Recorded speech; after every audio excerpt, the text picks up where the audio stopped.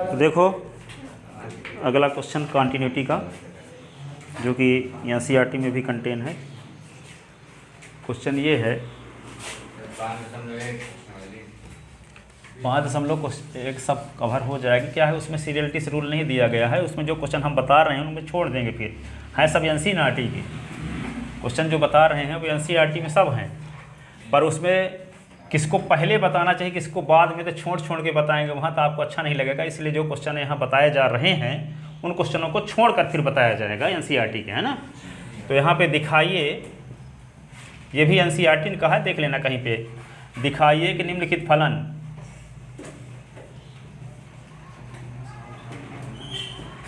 f(x) is equal to mod of x, ठीक है। f(x) is equal to mod of x, x is equal to 0 पर, x is equal to 0 पर सतत है। Mod आ गया है ना, अभी मॉड वाले क्वेश्चन कोई नहीं थे, तो अब देखो मॉड वाले क्वेश्चन शुरू होते हैं। तो f(x) is equal to mod of x, x is equal to 0 पर सतत है। आप लोग 6वीं 7वीं से पढ़ते चले आए हो, किसी भी जैसे मान लो 7 का मॉडुलस निकालते हैं, शुभम नहीं आया, जैसे मान लो 7 का मॉड निकालते तो 7 ही होता है, लेकिन -7 का मॉड निकालते तब भी 7 होता है, ठीक है। अब हम यहाँ एक विशेष चीज़ बता रहे हैं कि mod of x is equal to होता है x जब s का मान 0 से बड़ा हो, और मॉड ऑफ s का मान होता है -s जब s का मान 0 से छोटा हो, और मॉड ऑफ s का मान होता है 0 जब s का मान 0 हो, ठीक है। तो आप कहोगे कि लगता है गलत है, क्योंकि हम ये जानते थे आज तक कि किसी भी नंबर का मॉड निगेटिव नहीं होता, लेकिन यहाँ माइनस में क्यों लिख दिए, ठीक है। अब विशेष इस राज को समझते हैं, यहाँ माइनस क्यों लगा हुआ है। यहाँ बोल रहे हैं, सुनो वहीं पे बैठ जाओ, पर मोबाइल ना गिराना, ठीक है। तो mod of x is equal to क्या है, mod of x is equal to होता है x, जब यहाँ पे मॉड की वैल्यू, मॉड के अंदर जो वैल्यू है वे 0 से बड़ी हो। 0 से बड़ी नंबर को क्या बोलते हैं, पॉजिटिव, धनात्मक संख्या। तो धनात्मक संख्या का मॉड क्या होगा, वही संख्या होता है। अब यहाँ बोल रहे हैं मॉड के अंदर की वैल्यू 0 से छोटी हो, तो 0 से छोटी कौन वैल्यू होती है, ऋणात्मक है, ठीक है। तो हम ये कहेंगे कि -7 का यदि मॉड निकालना है तो -7 छोटा है 0 से, 7 नहीं छोटा है, -7 छोटा है 0 से। तो -7 का जब मॉड निकालेंगे तो -7 के पहले माइनस लगेगा, यहाँ लिखा ना गया है, यदि s 0 से छोटा है तो s के पहले माइनस लगेगा, तब उसका मॉड आएगा, ठीक है। तो -7 छोटा है 0 से, ठीक है, इसलिए -7 का मॉड क्या होगा, -7 के पहले माइनस लगाने के बाद प्राप्त होगा। हाँ तो प्लस हो जाएगा, इसीलिए हमेशा क्या होता है, पॉजिटिव, ठीक है। -7 के पहले माइनस, ठीक है, तो क्या बन गया 7, इसलिए नेगेटिव नंबर का मॉड हमेशा पॉजिटिव होता है। डेफिनेशन क्या है ये मॉड ऑफ s की, मॉड ऑफ s की डेफिनेशन ये है क्या, mod of s equal to s होता है जब s का मान 0 से बड़ा हो, मॉड ऑफ s का मान -x होता है जब s का मान 0 से छोटा हो, और मॉड ऑफ s का मान क्या होता है 0 जब s बराबर 0 हो, ठीक है ना।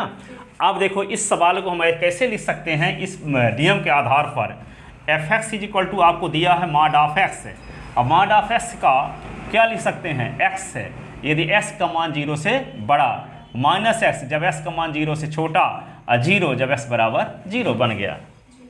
सवाल ये था, इसको इस प्रकार से लिखा जा सकता है, ठीक है। आप क्या निकालेंगे, x बराबर 0 पर सतत है कि नहीं, तो 3 कंडीशन चेक करते हैं आप राजीव। लेफ्ट हैंड लिमिट निकालते हैं, राइट हैंड लिमिट निकालते हैं, और दिए गए बिंदु पर फलन का मान निकालते हैं। तो तीनों मान बराबर आता है, तब हम कहेंगे दिए गए बिंदु पर दिए गए फलन सतत है, ठीक है। तो यहाँ पे हम क्या निकालेंगे, s बराबर 0 पर लेफ्ट हैंड लिमिट निकालेंगे, s बराबर 0 पर राइट हैंड लिमिट निकालेंगे, s बराबर 0 पर फलन का मान निकालेंगे। तीनों मान बराबर यदि आएगा तब ये फलन कहलाएगा s बराबर 0 पर सतत है। तो निकालते हैं लेफ्ट हैंड लिमिट।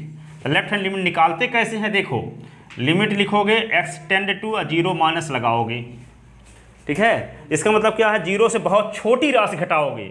अब बहुत छोटी राशि मान लो h बराबर 1/1 करोड़, ठीक है, जैसे 0 0 0 जितना मन हो उतना 0 लगा लो। तो ये सब क्या है, ये बहुत छोटी धनात्मक राशि है। तो बहुत छोटी धनात्मक राशि को हम स्मॉल s से डिनोट करते हैं, ठीक है। तो इसका मतलब क्या है कि 0 से बहुत छोटी राशि घटा दोगे तो क्या होगा, इसका मान 0 से छोटा कि 0 से बड़ा, 0 से छोटा। एस का मान जब 0 से छोटा, तो यहाँ पे एफ एक्स के स्थान पे किसका उपयोग करेंगे, एस का मान जब 0 से छोटा हो तो माइनस एस का, तो यहाँ लिख लेते हैं माइनस एक्स। ठीक है, क्योंकि 0 से बहुत छोटी राशि घटाएंगे लेफ्ट हैंड लिमिट में, और राइट हैंड लिमिट में 0 में बहुत छोटी राशि जोड़ेंगे। तो अगले स्टेप में क्या लिखोगे, limit S tend to 0 minus H. तो जहाँ एक्स है वहाँ क्या लिख दोगे, 0 माइनस एच, तो माइनस तो रहने दो और 0 माइनस एच लिखो। अगले स्टेप में क्या लिखते हैं, एच टेंड टू 0, और ये माइनस का मल्टीप्लाई होता है, यहाँ पे एच आएगा, और एच के स्थान पे लिख दो 0। एच टेंड टू 0 है तो एच के स्थान पे 0, लेफ्ट हैंड लिमिट मिल गई। अब क्या निकालोगे, राइट हैंड लिमिट, तो क्या लिखेंगे, limit S tend to 0 plus लगाएंगे। ठीक है, और 0 लगाने के बाद 0 में बहुत छोटी राशि जोड़ दोगे तो एस का मान क्या होगा, 0 से बड़ा हो जाएगा, और जब एस का मान 0 से बड़ा होगा तो लिखा तो है यहाँ एफ एस का मान एक्स, तो यहाँ क्या लिखेंगे एक्स है। अगले स्टेप में क्या लिखेंगे, limit S tend to 0 plus H, जहाँ जहाँ एक्स है वहाँ 0 प्लस एच लिखना है। अगले स्टेप में क्या लिखोगे, लिमिट एच टेंड टू 0, तो यहाँ पे एच, एच के स्थान पे 0 लिख दो, तो ये राइट हैंड लिमिट आ गया क्या 0। अब यहाँ पे देखो एस बराबर 0 पर, एस बराबर 0 पर फलन का मान क्या दिया है, क्वेश्चन में दिया है 0, तो यहाँ F X is equal to 0 जब एक्स बराबर 0, इसका मतलब एफ 0 बराबर 0।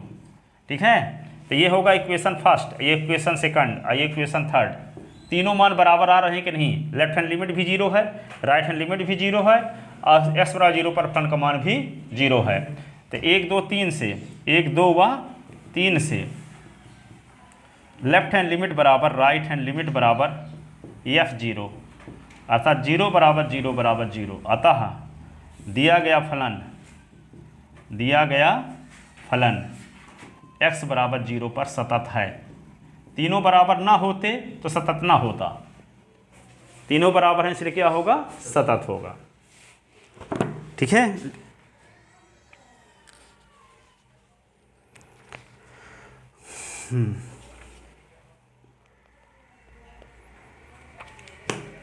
इसी लेवल का एक क्वेश्चन और है, इसको लिख लो जल्दी से।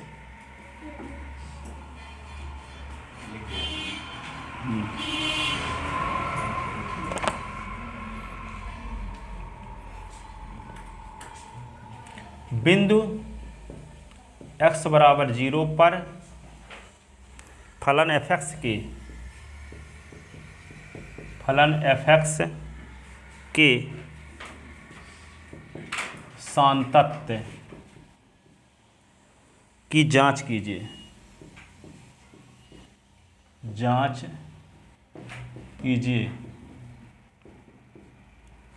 जहां एफ एक्स बराबर, ये भी एनसीईआरटी क्वेश्चन जो बताए थे और ये जो बताने जा रहे हैं ये भी एनसीईआरटी क्वेश्चन है। एफ एक्स बराबर, अभी मॉड वाला है इसको एक साथ बता रहे हैं, mod of X upon X, X is not equal to 0, X is equal to 0। इस फलन की जांच करनी है एस बराबर 0 पर, सातत्य की जांच कि दिया गया फलन सतत है कि नहीं, सतत है कि नहीं। अब देखो क्या करोगे, इसको वही परिभाषा फिर से लगाएंगे मॉड ऑफ एस की। ये तो आप जानते हो कि मॉड ऑफ एस की वैल्यू क्या होती है, वी नो दैट, अरे हम जानते हैं, हाँ हम जानते हैं क्या कि मॉड ऑफ एस की वैल्यू एक्स होती है जब x is greater then 0, mod of S की वैल्यू माइनस एक्स होती है जब एक्स इज लेस देन 0। ठीक है, मॉड ऑफ एस की वैल्यू 0 होती है जब एक्स इज इक्वल टू 0। अब देखो इसी फलन को हम इस प्रकार से लिख सकते हैं, देखो F X is equal to mod of S के स्थान पे हम क्या लिखना चाहते हैं, एक्स है, तो एक्स अपॉन एक्स है, तो यहाँ एक्स इज ग्रेटर देन 0 लिखना पड़ेगा, क्योंकि एस का मान जब 0 के बराबर नहीं है तो एस का मान 0 के बराबर दो कंडीशन में नहीं होगा, या तो एस का मान 0 से बड़ा है या कि एस का मान 0 से कम है, छोटा है। ठीक है, तो जब एस का मान 0 से बड़ा है तो मॉड ऑफ एस के स्थान पे क्या लिख दोगे, एक्स, मॉड ऑफ एस के स्थान पे क्या लिख दोगे, एक्स है, और अपॉन में एस पहले से है तो ये कट गया, तो क्या बन गया 1। ठीक है, दूसरी कंडीशन में जब एस का मान 0 से छोटा हो, एस का मान 0 से छोटा हो तो मॉड ऑफ एस के स्थान पे क्या लिखेंगे, माइनस एक्स, तो minus X upon X is equal to -1। ठीक है, अभी 0 तो रहबे करेगा एस इज इक्वल टू 0 पर, तो फलन क्या बन गया एक तरह से इस प्रकार से बना f(x) बराबर होगा 1 के जब x is greater then 0, s का मान -1 जब s इज लेस देन 0, आई हो गया 0 जब s इज इक्वल टू 0। फलन का इसका विस्तार करने से, इसको व्याख्या करने से फलन इस प्रकार का बन गया ये, ठीक है। हाँ, अब देखो इस प्रकार के बहुत सारे क्वेश्चन पढ़ चुके हो आप, ठीक है। अब फलन का रूप इस प्रकार से होगा, इस फलन को हम ऐसे भी लिख सकते हैं अब, ठीक है। समझ में आई बात ये कि इस फलन को ऐसे क्यों लिख दिए, तो मॉड ऑफ एस की वैल्यू एस होती है जब एस का मान 0 से बड़ा हो, एस का मान मॉड ऑफ एस का मान -x होता है जब एस का मान 0 से छोटा हो। तो जब एस का मान 0 से, यहाँ लिखा है S is not equal to 0, तो S is not equal to 0 की मीनिंग ये हुई कि एस का मान ये 0 से छोटा है या कि 0 से बड़ा है। तो जब 0 से बड़ा लेते हैं तो मॉड ऑफ एस का मान s हो जाता है, तो एस कट के 1 बन जाएगा। और जब मॉड ऑफ जब s का मान 0 से छोटा है तो मॉड ऑफ s -x बन जाता है, तो -x अपॉन s कट के -1 बन जाएगा। तो s इज लेस देन 0 के लिए -1। अब s का मान 0 पर s का मान 0, फलन का मान 0 क्वेश्चन में पहले से दिया था, ठीक है। अब इस फलन के सांतत्य की हम व्याख्या करेंगे। किसकी व्याख्या करेंगे? इस फलन के सांतत्य की व्याख्या करेंगे। तो क्या निकालेंगे? सबसे पहले लेफ्ट हैंड लिमिट किस पॉइंट पर? x इज इक्वल टू 0 पर। तो x टेंड टू 0 और माइनस लगाएंगे। हाँ, तो 0 में बहुत छोटी राशि घटा देंगे तो क्या आएगा? माइनस में मान आएगा। इसका मान 0 से छोटा मान आएगा तो -1 लिखेंगे यहाँ। देखो यहाँ पे s का मान जब 0 से छोटा है तो -1। अगले स्टेप में क्या लिखते हैं हम? Limit s tend to 0 minus h, तब भी -1।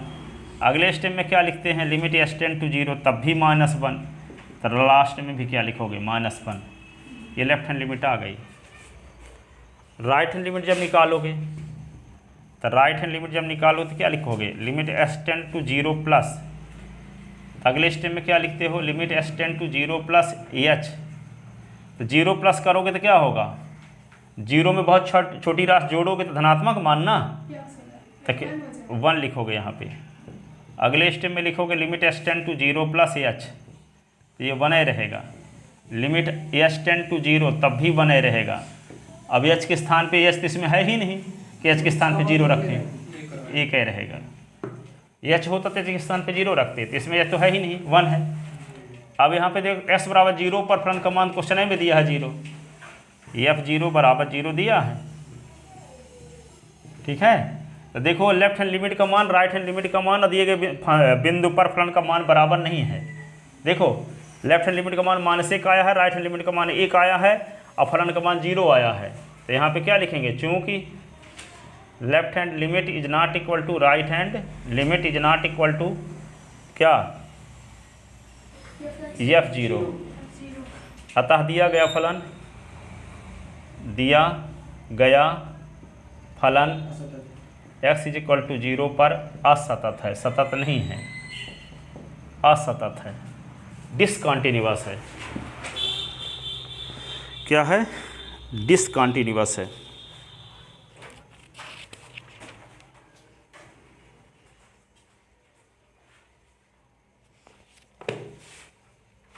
लिख लिए?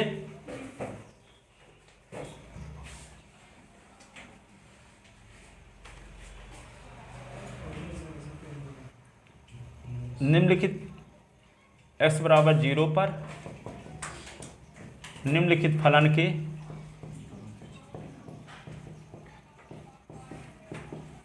के सांतत्य की जांच कीजिए। जांच कीजिए निम्नलिखित x बराबर 0 पर निम्नलिखित फलन के सांतत्य की जांच कीजिए।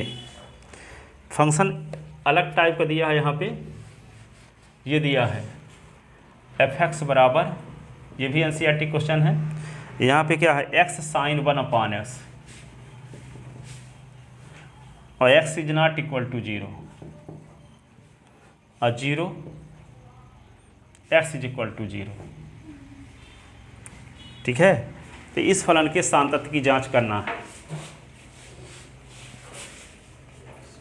x बराबर 0 पर निम्नलिखित फलन के सांतत्य की जांच कीजिए।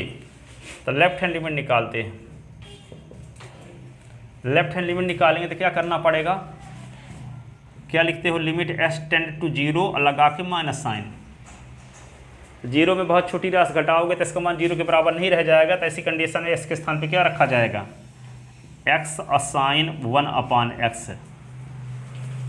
ठीक है ना, s के स्थान पे 0 में बहुत छोटी राशि घटा दोगे तो s का मान 0 से कम हो जाएगा। तो जब s का मान 0 के बराबर नहीं रह जाएगा तो इसके स्थान पे ये लिखेंगे, फलन के स्थान पे x साइन 1/x। ये नहीं है कि साइन x/s है, ये नहीं है, ये थीटा के स्थान पे क्या है 1/s। ठीक है, ये नहीं कि अब आप अपने से सीधा करके लिख दिए साइन x। अब इसको क्या लिखोगे, अगले स्टेप में क्या लिखोगे, limit x tend to 0 minus h। तो ये 0 माइनस h, s के स्थान पे लिखो असाइन 1/0 माइनस h। ठीक है, जहाँ जहाँ x था वहाँ क्या लिख दिए 0 माइनस h। अगले स्टेप में क्या है, पूरा फलन h के रूप में बदल गया, तो ये h tend to 0 each condition में होता है, पहले बता चुके हैं। तो यहाँ पे लिख दोगे माइनस h और साइन -1/h।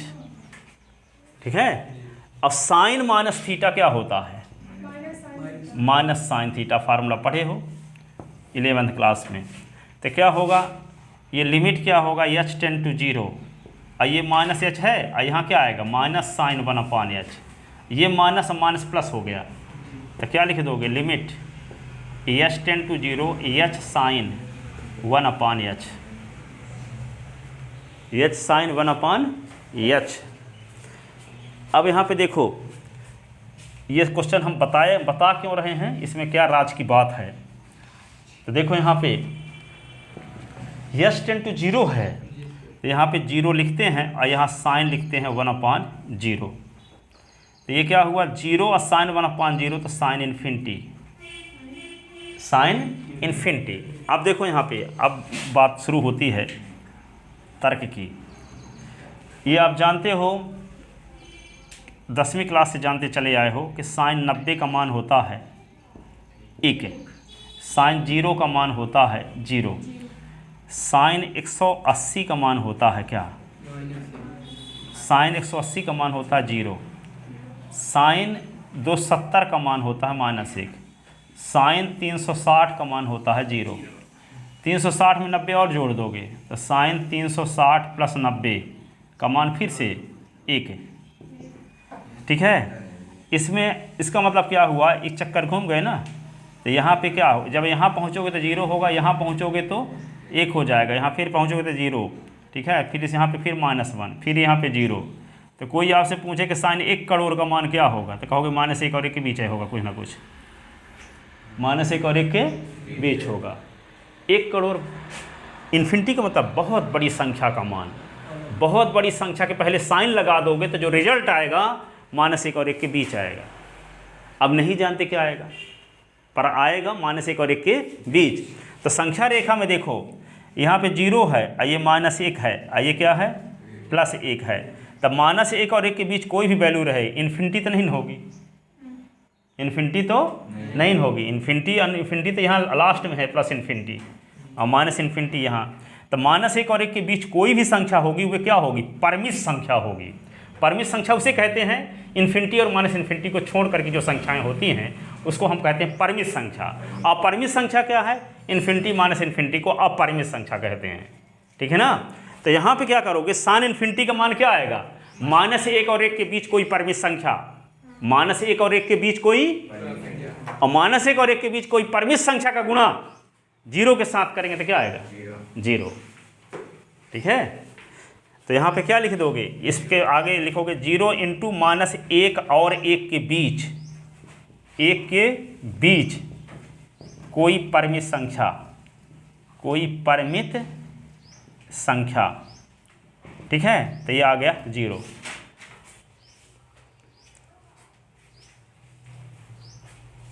-1 और 1 के बीच कोई परिमित संख्या, तो 0।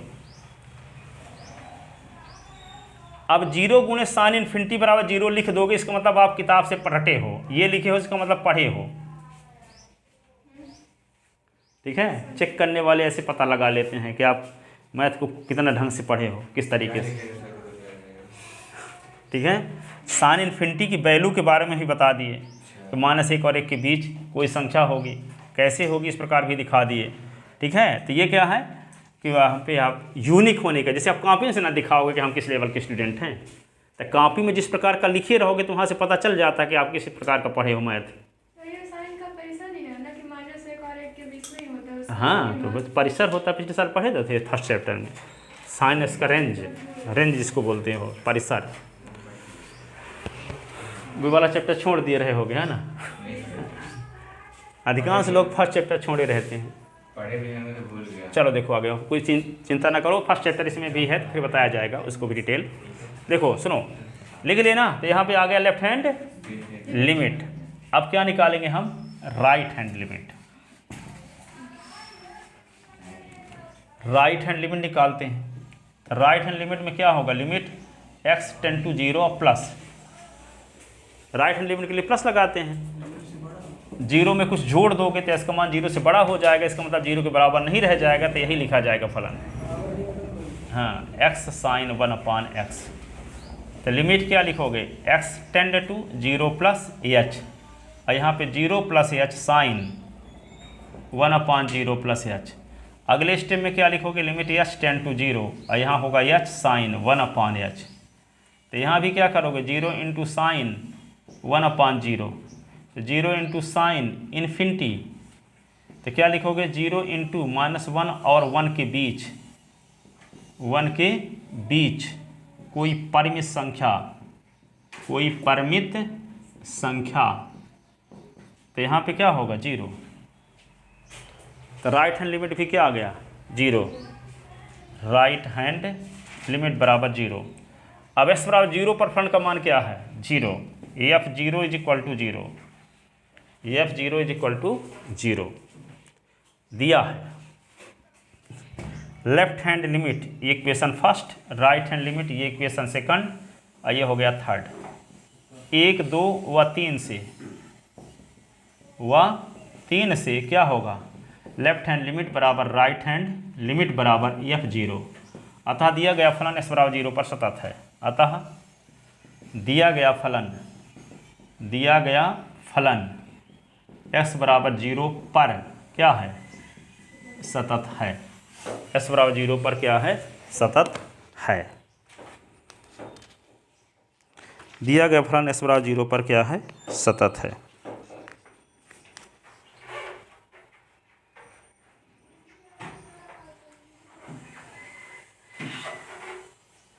ठीक है। अगला एनसीईआरटी क्वेश्चन देखो, लिख ले इसको। क्वेश्चन भर मिटा सकते हैं ना, मिटा दीजिए, हो गया। और जो नहीं लिखे लिखते रहेंगे। एनसीईआरटी क्वेश्चन ये कई साल आ चुका है, बहुत इंपॉर्टेंट है, very very very very important. A और बी के मानों को ज्ञात कीजिए। ए और बी के मानों को ज्ञात कीजिए। ए और बी के मानों को ज्ञात कीजिए ताकि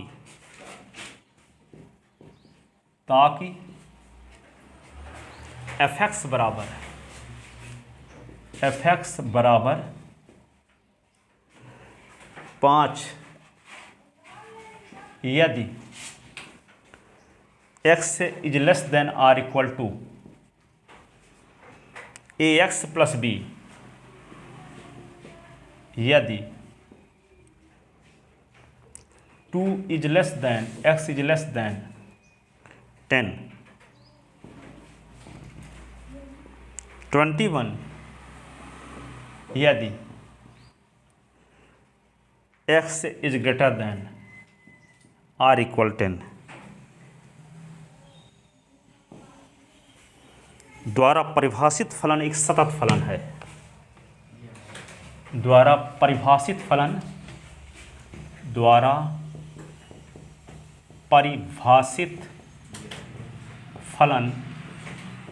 एक सतत फलन है। ठीक है। ए और बी का मान ज्ञात करना है ताकि ये f(x) जो इस प्रकार से परिभाषित है वह एक सतत फलन है। सतत फलन की बात कर रहा है तो समझ जाओ आर पर सतत की बात कर रहा है। आर का मतलब समझते हो ना, संख्या रेखा के हर एक बिंदु पर माइनस इन्फिनिटी से इन्फिनिटी हर एक बिंदु पर सतत है। इसके लिए ए और बी का मान क्या होगा, यानी ए और बी के स्थान पे ऐसी कौन सी संख्या यहाँ लिख दें ताकि जो फंक्शन एफ एक्स है इस प्रकार से जो परिभाषित है वह आर के हर एक बिंदु पर सतत हो जाए। ऐसा ए और बी का मान यहाँ क्या रखा जाए इस सवाल में। इस सवाल में ए और बी के स्थान पे ऐसी कौन सी संख्या लिखी जाए ताकि यह वाला फलन जो इस प्रकार से परिभाषित है वह संख्या रेखा आर के हर एक पॉइंट पर क्या हो, सतत हो। आर के हर एक पॉइंट पर सतत हो।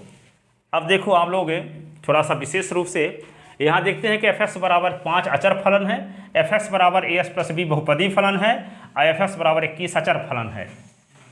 बहुपदी फलन है क्योंकि एस की घात 1 है, एक पूर्ण संख्या है। तो किसी व्यंजक में चर की घात पूर्ण संख्या होती है तो उसे बहुपद कहते हैं, 9वीं क्लास में पढ़े थे। तो ये क्या है, बहुपद है। तो ये बहुपदी फलन है, ये अचर फलन है। ये क्या है, 21 है, ये भी अचर फलन है। तो ये बहुपदी फलन अचर फलन दोनों क्या होते हैं, आर पर सतत होते हैं, सतत होते हैं। इसका मतलब ये हुआ कि s का मान जब 2 से छोटा होगा, तो 2 से छोटा तो बहुत हो सकता है, माइनस इन्फिनिटी से 2 तक, माइनस इन्फिनिटी से 2 तक। तब इसमें एफ एक्स बराबर क्या है, 5, जो कि अचर फलन है, इसलिए सतत होबे होप करेगा। ठीक है, जब 2 और 10 के बीच s का मान होगा तो बहुपदी फलन तब भी सतत होगा, और जब s का मान 10 से बड़ा होगा तब भी क्या होगा, सतत होगा, क्योंकि अचर फलन है। सिर्फ 2 बिंदु बचे हैं, s बराबर 10 और s बराबर 2, जिस पर हमें सांतत की व्याख्या करना पड़ेगा, क्योंकि हम 2 पर सांत, यहाँ s बराबर 2 जो पॉइंट है छूट गया और यहाँ s बराबर 10 छूटा हुआ है, तो 2 और 10 पर सांतत की व्याख्या करनी होगी। क्योंकि अब आपको ये पता है क्वेश्चन में यदि कहता है ये फलन r पर यदि सतत हो तो a और b का मान निकालना है। इसका मतलब ये हुआ कि 2 और 10 पर भी सतत होगा, और जब 2 और 10 पर सतत होगा तो 2 पर left hand limit right hand limit और 2 पर फलन का मान बराबर होगा, और 10 पर left hand limit right hand limit और 10 पर फलन का मान बराबर होगा। इसकी मदद से 2 समीकरण बन जाएंगे जिसको विलोपन विधि से हल करके ए और बी का मान निकाल सकेंगे। ठीक है, चूंकि दिया गया फलन आर पर सतत है ना, तो जब आर पर सतत है तो यहाँ 2 और 10 को छोड़कर तो हम उसको वैसे व्याख्या कर दिए कि बहुपदी फलन अचर फलन होने की वजह से सतत है। लेकिन किसी पॉइंट पर सांतत की व्याख्या कब करते हैं, जब left hand limit right hand limit और दिए गए बिंदु के संगत फलन का मान बराबर हो, तब वो उस दिए गए बिंदु पर फलन सतत होता है। तो यहाँ पे एक बिंदु छूट रहा है, 2 और 10 है, तो 2 और 10 पर सांतत की व्याख्या करने के लिए left hand limit right hand limit दिए गए बिंदु पर फलन का मान निकालना पड़ेगा। तो पहले 2 पर निकालेंगे left hand limit right hand limit और 2 पर फलन का मान, फिर क्या करेंगे 10 पर भी निकालेंगे left hand limit right hand limit और 10 पर फलन का मान। इसकी मदद से 2 समीकरण मिलेंगे। उन दोनों समीकरण को विलोपन, प्रतिस्थापन, बीजगुणक विधि, आव्यूह विधि, आलेखी विधि, जिससे चाहो उससे हल कर सकते हो। ठीक है, तो ए और बी का मान मिल जाएगा। ए और बी का ऐसा मान मिलेगा कि जिस मान को यहाँ रख दोगे तो जो बहुफलन प्राप्त होगा वह आर के हर एक बिंदु पर सतत रहेगा, आर के हर एक बिंदु पर सतत रहेगा। ठीक है, तो यहाँ पे क्या करेंगे, लिखते हैं थोड़ा इसको व्यवस्थित।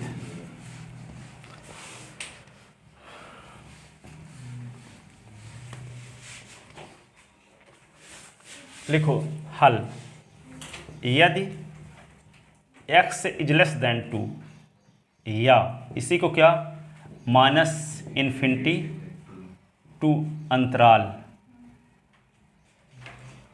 या में एफ एक्स बराबर क्या है 5, जो कि अचर फलन है, तथा हम जानते हैं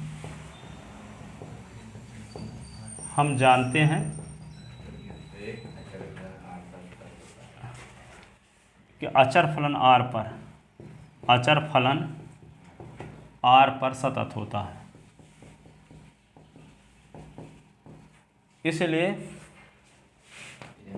इसलिए आर के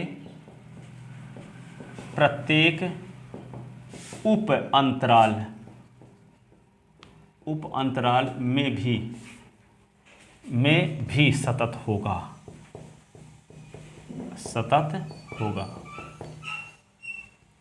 तब एफ एक्स बराबर 5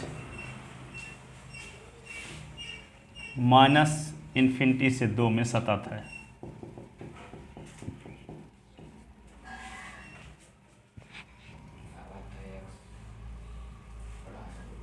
अतः एफ एक्स बराबर 5 माइनस इन्फिनिटी से 2 में सतत है। अब लिखोगे क्या, यदि क्या है, 2 is less then x is less than 10, इसी को क्या लिख सकते हैं हम, खुला अंतराल 2 10 में एफ एक्स बराबर क्या दिया गया है, ए एक्स प्लस बी, जो कि बहुपदी फलन है, जो कि बहुपदी फलन है, तथा हम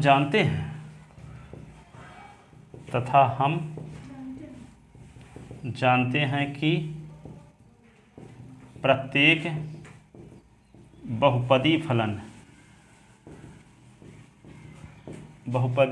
फलन R पर सतत होता है,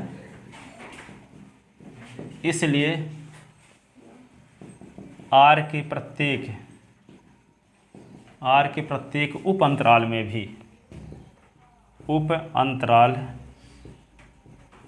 में भी सतत होगा। इसलिए एफ एक्स बराबर ए एक्स प्लस बी खुले अंतराल 2 10 में सतत है। ठीक है ना, क्योंकि 2 10 उप अंतराल है आर का क्या है, उप अंतराल। ठीक है, अब क्या लिखोगे, यदि x is greater then 10, r equal नहीं लिखना है, यहाँ भले r इक्वल है पर यहाँ लेस देन पर लिख रहे हैं, अभी यहाँ पे ग्रेटर देन लिख रहे हैं, अभी 2 और 10 को छोड़े हैं, उसी की मदद से तो अभी का मान निकलेगा। ठीक है, तो यहाँ पे यदि s इज ग्रेटर देन 10, या इसी को क्या बोल सकते हैं, 10 से इन्फिनिटी अंतराल, ठीक है, में एफ एक्स बराबर 21, जो कि अचर फलन है, जो कि अचर फलन है, इसलिए यह F X is equal to 21 10 infinity में सतत है। रीजन में पहले जैसे है, पहली कंडीशन वाला। अब चूंकि दिया गया फलन एक सतत फलन है, अर्थात दिया गया फलन R पर सतत है, चूंकि क्या लिखोगे, चूंकि दिया गया फलन सतत फलन है। सतत फलन की मीनिंग क्या है, R पर सतत है। सतत फलन की मीनिंग क्या है, R पर सतत है। R पर सतत की मीनिंग क्या है, वास्तविक संख्या के हर एक बिंदु पर सतत है। तो चूंकि दिया गया फलन सतत फलन है, अर्थात R पर सतत है, R पर सतत है। तो जब R पर सतत है, इसका मतलब वास्तविक संख्याओं के समुच्चय के हर एक बिंदु पर सतत है। तो जब हर एक बिंदु पर सतत है, 2 पर भी सतत होगा, 10 पर भी सतत होगा, क्योंकि वास्तविक संख्याओं के समुच्चय में एलिमेंट भी तो शामिल हैं कि नहीं। R पर सतत है, इसलिए एफ एक्स R के प्रत्येक बिंदु पर सतत होगा, प्रत्येक बिंदु पर सतत होगा। तब एफ एक्स बराबर 2 एवं x बराबर 10 पर भी सतत होगा, 10 पर भी सतत होगा। और जब x बराबर 2 x बराबर 10 पर सतत होगा तो क्या होगा, 2 और 10 पर left hand limit, right hand limit और फलन का मान बराबर रहेगा।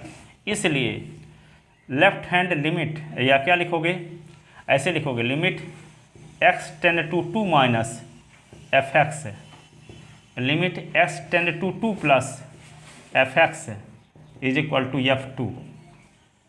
ये 2 पर लेफ्ट हैंड लिमिट है और ये 2 पर राइट हैंड लिमिट है, ये 2 पर फलन का मान।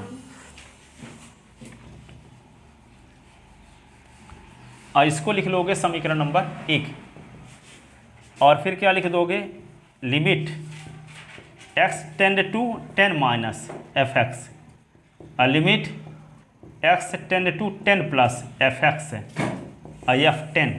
ये इक्वेशन हो गया सेकंड। इनका मान भी निकालना होगा। हाँ, निकालना पड़ेगा तभी ना यहाँ रखोगे, ठीक है, तब 2 समीकरण बनेंगे, उनको तो सॉल्व करके ए बी का मान निकालेंगे।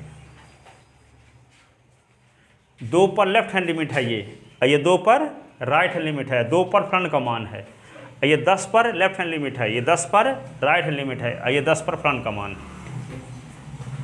ठीक है।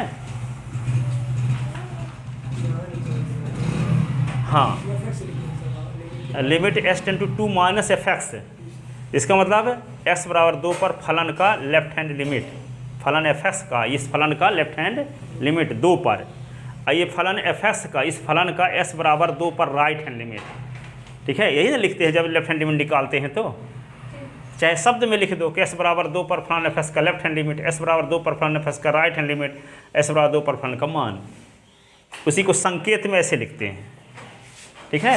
अब ये s बराबर 10 पर फलन एफ एक्स का लेफ्ट हैंड लिमिट, s बराबर 10 पर फलन एफ एक्स का राइट हैंड लिमिट, s बराबर 10 पर फलन का मान, ठीक है। अब निकालते हैं सबकी वैल्यू जिनकी ज़रूरत है।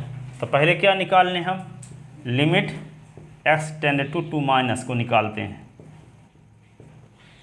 ठीक है ना। तो क्या करेंगे अगले स्टेप में, limit x tend to 2 minus करोगे, एफ एक्स के स्थान पे 2 से बहुत छोटी राशि घटाओगे तो इसका मान 2 से छोटा ना आएगा, तो s का मान जब 2 से छोटा हो तब क्या लिखा जाएगा, 5। तो क्या लिख दें यहाँ 5। अगले स्टेप में क्या लिखोगे, limit s tend to 2 minus h, तब भी 5। अगले स्टेप में s टेंड टू 0 लिखोगे तब भी 5, और लास्ट में भी 5, क्योंकि s इसमें है ही नहीं कि h के स्थान पे 0 रखा जाए तो कुछ दूसरा हो जाएगा मान। अब क्या निकालें, limit s tend to 2 plus करोगे एफ एक्स, फिर अगले स्टेप में क्या लिखोगे, limit s tend to 2 plus 2 में बहुत छोटी राशि जोड़ने से फलन का मान क्या होगा, 2 से बड़ा ना, और जब फलन का मान 2 से बड़ा होगा तो एफ एक्स का मान क्या दिया है, ax प्लस b। अब अगले स्टेप में क्या लिखेंगे, limit s tend to 2 plus h, तो यहाँ पे क्या होगा, a तो रहबे करेगा, s के स्थान पे 2 प्लस h लिख दो, अब प्लस b। अगले स्टेप में क्या लिखोगे, लिमिट s टेंड टू 0 और 2 a का अंदर गुणा करो तो 2a plus ah plus b। अब यहाँ पे क्या करोगे, h के स्थान पे 0 रखो तो 2a प्लस a गुणे 0 प्लस b, तो ये क्या आ गया, 2a प्लस b। किसका मान आ गया, 2 पर राइट हैंड लिमिट का मान। अब 2 पर फलन का मान निकालते हैं, तो 2 पर फलन का मान देखो, जब s का मान 2 के बराबर है तब भी फलन का मान 5 है, जब s का मान 2 से छोटा हो तब भी फलन का मान 5 है, और जब s का मान 2 के बराबर हो तब भी फलन का मान 5 है। इसका मतलब क्या लिख देंगे, f2 इज इक्वल टू 5 दिया है,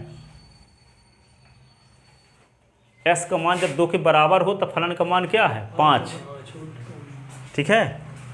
अब देखो क्या करेंगे, ये मानों को कहाँ रख देंगे, समीकरण 1 में, पर भी इकट्ठे बाद में रखेंगे। चलो अभी इस 10 पर भी left hand limit right hand limit और 10 पर फलन का मान निकाल लेते हैं, फिर सब मानों को 1 और 2 में रख देंगे। ये वाला 2 प्लस है कि मतलब 2 में बहुत छोटी राशि जोड़ेंगे तब 2 पर राइट हैंड लिमिट निकलेगा। अब 2 में बहुत छोटी राशि जोड़ देंगे तो 2 से बड़ा मान आ जाएगा, तो 2 से बड़ा मान के लिए फलन ये है, तो 2 से बड़ा हो 10 से छोटा हो। 2 में बहुत छोटी राशि न जोड़ेंगे तो 2.0001 कुछ होगा मान लो, तो किसके किसके बीच रहेगा, s का मान 2 और 10 के बीच ना आ जाएगा, और जब s का मान 2 और 10 के बीच में रहेगा तो f का मान ये तो है, इसलिए फलन के स्थान पे क्या लिख दिए, as प्लस b। अब फिर क्या किए, s tend to 2 plus h, 2 plus है तो आगे हम 2 प्लस h कर दिए, h बहुत छोटी राशि जोड़ दिए, और जहाँ s था वहाँ 2 प्लस h लिख दिए और बाकी सब उतार दिए।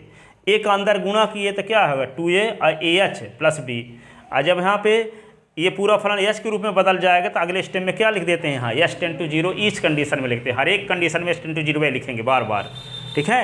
और ये होगा 2a और a इंटू एच के स्थान पे 0 प्लस b। अब इसको हटाते हैं तो h के स्थान पे 0 रख दिए, ठीक है। तो क्या बचा 2a प्लस b। अब s बराबर जब 2 है, s बराबर जब 2 है तब भी फलन का मान 5 क्वेश्चन में दिया है, तो s बराबर 2 पर फलन का मान 5। अब हम क्या निकालेंगे, ये वाला मान, limit x tend to 10 minus, तो 10 से बहुत छोटी राशि घटा दोगे तो इसका मान 10 से छोटा रहेगा तो 10 से बड़ा, 10 से छोटा रहेगा। तो जब 10 से छोटा रहेगा तो फलन का मान क्या लिखा जाएगा, as प्लस बी। तो यहाँ पे क्या लिख देंगे, F X is equal to, अगले स्टेप में लिखेंगे limit s tend to 10 minus as plus B. अगले स्टेप में limit s tend to 10 minus H, tend to 10 minus H, तो a यहाँ पे 10 माइनस एच प्लस बी। अब क्या लिख दोगे, लिमिट एच टेंड टू 0, ये होगा 10a minus H plus B, और एच के स्थान पे 0, तो 10a अब minus a into 0 plus B, तो क्या होगा 10a plus B, 10a plus B. अब लिमिट s टेंड टू 10 और प्लस एफ एक्स, तो लिमिट s टेंड टू 10 और प्लस 10 में बहुत छोटी राशि जब जोड़ोगे तो इसका मान 10 से बड़ा ना, और जब इसका मान 10 से बड़ा तो एफ एक्स के स्थान पे 21 लिखो, ये क्या होगा 21। अगले स्टेप में क्या लिखोगे, limit s tend to 10 plus H, तब भी 21। अगले स्टेप में क्या लिखोगे, s टेंड टू 0, तब भी 21। सर वहाँ एक मान अगर 2 रख देते हैं सर, जो ऊपर आप ये निकाले हैं लिमिट दूसरे नंबर में सर, हाँ ये जी सर यहाँ कहाँ रख देते, जो एक ये बाहर किए सर 2 प्लस एच लिखे हैं अंदर, हाँ तो यहाँ एक मान अगर 2 रख के पूरा कर देते तो गलत हो जाता है। नहीं, यहाँ पे a का मान कहाँ से रख देते, यहाँ पे एच के स्थान पे 0 रख देते, यहाँ भी तब भी वही आता, जी सर, ये कहना चाह रहे थे। तो यहाँ पे कोष्टक ना खोलते, डायरेक्ट एच के स्थान पे 0 रखो तब भी वही आता। अब देखो यहाँ पे ये 21 आ गया। अब है s बराबर 10 पर फलन का मान क्या होगा, देखो जब s का मान 10 से बड़ा हो तब भी फलन का मान 21 है, और जब s का मान 10 के बराबर है तब भी फलन का मान 21 है, ठीक है।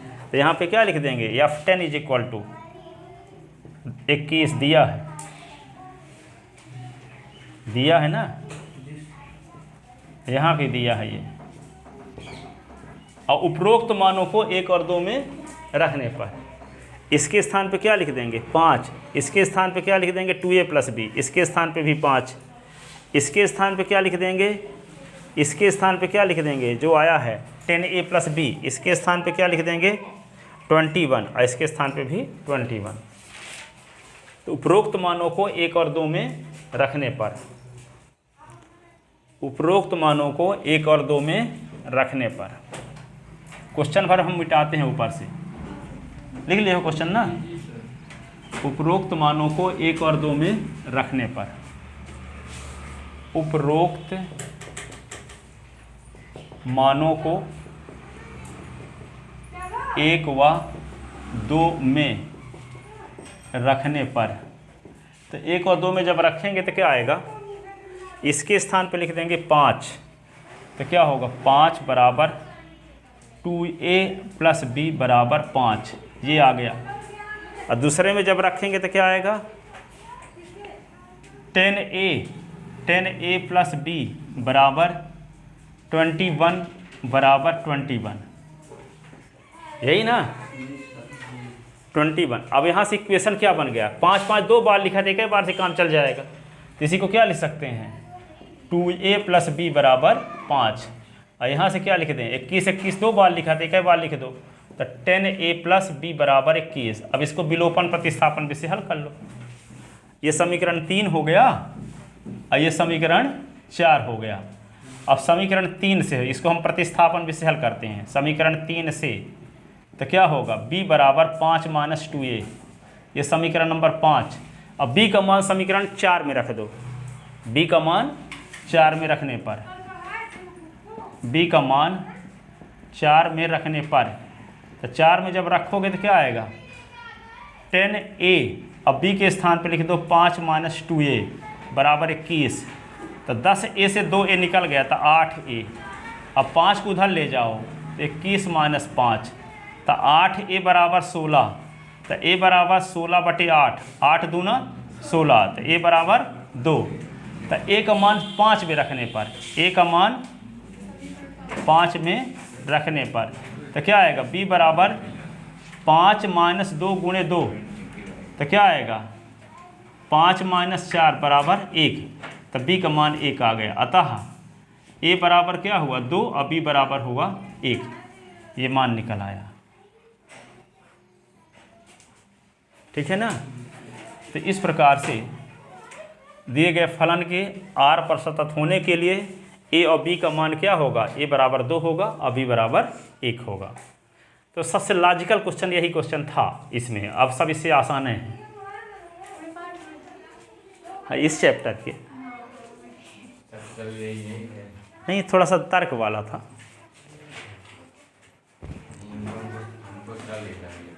हाँ तो है तो सरल पर थोड़ा सा, इसीलिए तो अब हम अपने सीरियलिटी से बताएंगे तो आपको कठिन का आभास ही नहीं होगा कौन कठिन है।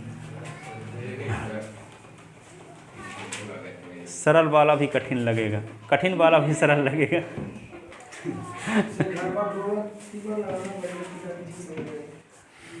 नहीं, यही